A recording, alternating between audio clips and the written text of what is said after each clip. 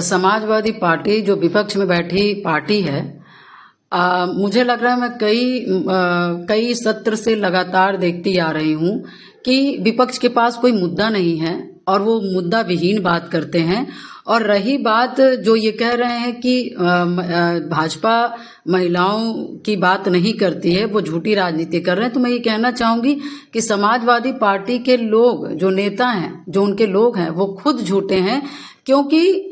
पूरी उत्तर प्रदेश की जनता देख रही, पूरे देश की जनता देख रही है, देश की महिलाएं देख रही हैं, उत्तर प्रदेश की महिलाएं देख रही हैं। टकटकी लगाए लोकसभा में वो देख रही थी कि कौन हमारे हक के अधिकार की बात कर रहा है, कौन हमारे हक के छीनने का बात कर रहा है। तो मैं ये कहना चाहूंगी कि जब देश के प्रधानमंत्री और गृह मंत्री जी जब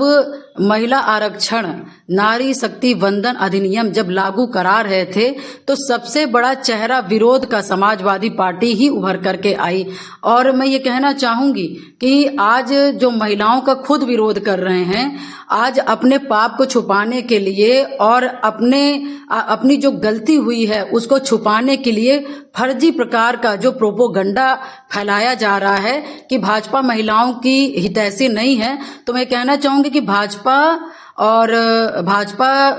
नारी महिलाओं की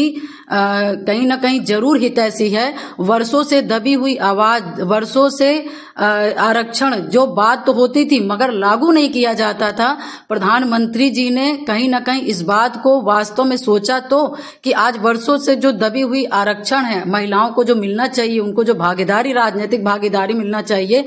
आज किसी ने उस आवाज को उठाने का काम किया तो देश के प्रधानमंत्री जी ने उठाने का काम किया। ये पूरी देश की महिला देख रही थी और महिला ये भी देख रही थी कि कौन हमारे आरक्षण के खिलाफ जा रहा है, कौन हमारे अधिकार के खिलाफ जा रहा है। तो इसलिए मैं जरूर कहना चाहूंगी कि समाजवादी के लोग और समाजवादी पार्टी के लोग ये जो फर्जी प्रकार के जो प्रोपोगंडा फैलाया जा रहा है कि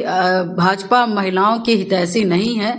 तो इसलिए मैं जरूर कहना चाहूंगी कि आप अपने झूठे वादों को अपने पास रखिए। क्योंकि आप इतने ही सही होते तो आप सब पे विरोध करते, मगर आप महिलाओं पर विरोध, महिला जो आरक्षण बिल है 33% का, उसमें आपको कहीं ना कहीं साथ देना चाहिए था, उसमें आपको विरोध नहीं करना चाहिए था। और आपने, समाजवादी के लोगों ने विरोध किया है, तो ये साफ साफ स्पष्ट होता है कि ये लोग महिला विरोधी लोग हैं। ये महिला के हितैषी न कभी थे और न कभी हो पाएंगे। महिला आरक्षण विधेयक को लेकर आज एक दिन का विशेष सत्र रखा गया है, जिसमें सरकार बताएगी कि किस तरह से विपक्ष महिलाओं का विरोध करती है।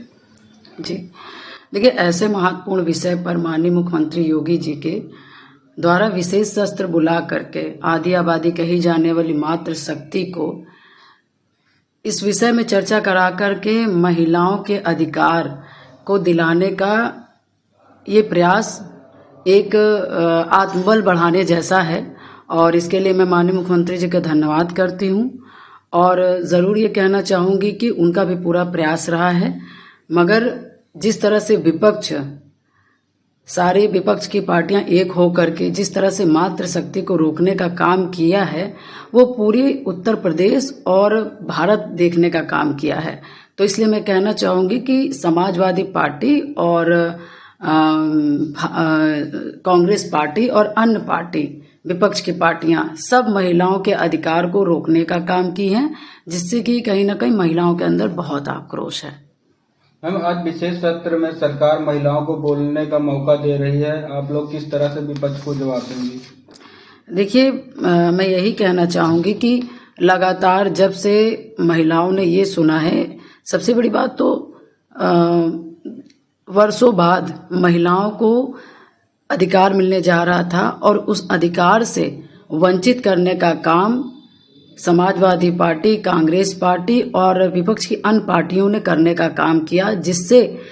महिलाओं का ये जो जन आक्रोश है वो मैं लगातार कई दिनों से देखने का काम कर रही हूँ।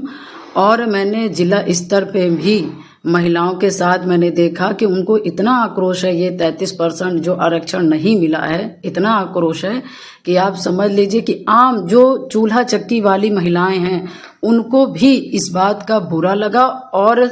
महिलाएं इकट्ठित होकर के समाजवादी का, कांग्रेस का, विपक्ष पार्टियों का विरोध कर रही है और आने वाले समय में इनको कहीं ना कहीं जितनी भी विपक्ष पार्टियां इकट्ठित होकर के महिलाओं को अधिकार से वंचित किया, इनको कहीं ना कहीं बहुत बड़ा सबक मिलेगा और ये भुगतने का काम करेंगे।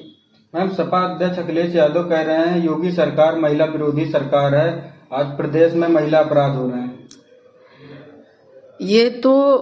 अखिलेश यादव जी को खुद सोचना चाहिए कि सबसे ज्यादा किस सरकार के रहने पर उत्तर प्रदेश में महिलाओं के साथ अपराध हुआ है। और जहां तक मेरा अपना मानना है कि मैं आज न्यूज़ चैनल देखती हूं और मैं ऐसे ऐसे बच्चियों का बातें सुनती हूं जो अपने मन की बात करती हैं। स्कूल्स की बच्चियां हैं, महिलाएं हैं,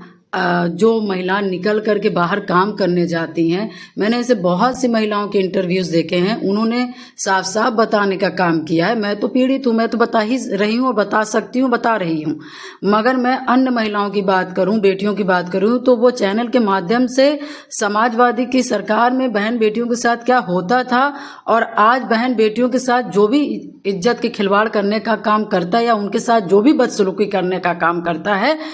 ये सरकार जो भाजपा सरकार है, योगी जी की सरकार है, जो मोदी जी की सरकार है, उसमें उन लोगों को ऐसे गर्दिश वाले जो लोग हैं, जो गर्दिश फैलाने का काम करते हैं, ऐसे लोगों को ये सरकार सबक सिखाने का काम करती है। ये नहीं कहती है कि ये लड़के हैं और लड़कों से भूल हो जाती है। तो उस समय की सरकार की सोच और बातें और आज की सरकार और आज की सोच और आज की बातें में जमीन और आसमान का अंतर है। मुझसे नहीं, आप अन्य महिलाओं से जाकर के इंटरव्यूज ले लीजिएगा तो महिलाएं खुद साफ कर देंगी कि सपा सरकार में महिलाओं के साथ अत्याचार होता था कि भाजपा सरकार के साथ महिलाओं के साथ अन्याय होता है। मैम, महिला आरक्षण विधेयक को विपक्ष ने सदन में रोकने का काम किया है, आधी आबादी को रोका है, जिसका विरोध देश प्रदेश में देखने को मिल रहा है। देखिए, मैं यही कहना चाहूंगी कि विपक्ष ने अपनी मानसिकता को दर्शा दिया है, दिखाया है कि हम महिला विरोधी हैं और आज से नहीं वर्षों से रहे हैं और ये महिलाओं को आगे नहीं बढ़ने देना चाहते हैं। और ये जो हमारी आम महिलाएं हैं जो किचन संभाल रही हैं, जो छोटे मोटे काम कर रही हैं या जिनको आत्मसम्मान से जीने की इच्छा है, या जो महिलाएं अपने अगल बगल में या अपने साथ जीवन में जो भी समस्याओं को देख रही हैं, उनको जो सुधारने की सोच रखती हैं महिला,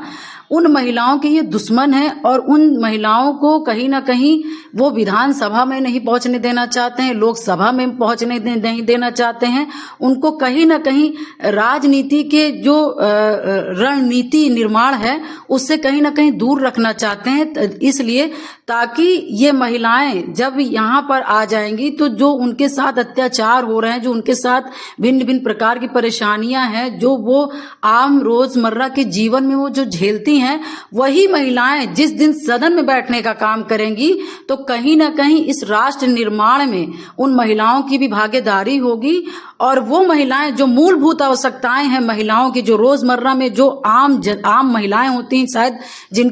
जिनकी बात सदन में नहीं होती है, लोकसभा में नहीं होती है, वो महिलाएं सदन में जीत करके जाएंगी तो आम महिलाओं की आवाज उठेगी और उस दिन आम महिलाओं का काम होने लगेगा, उनको विश्वास होने लगेगा और कहीं ना कहीं उनको शक्ति, उनको बल, उनको ताकत मिलेगा। तो मैं तो यही कहना चाहूंगी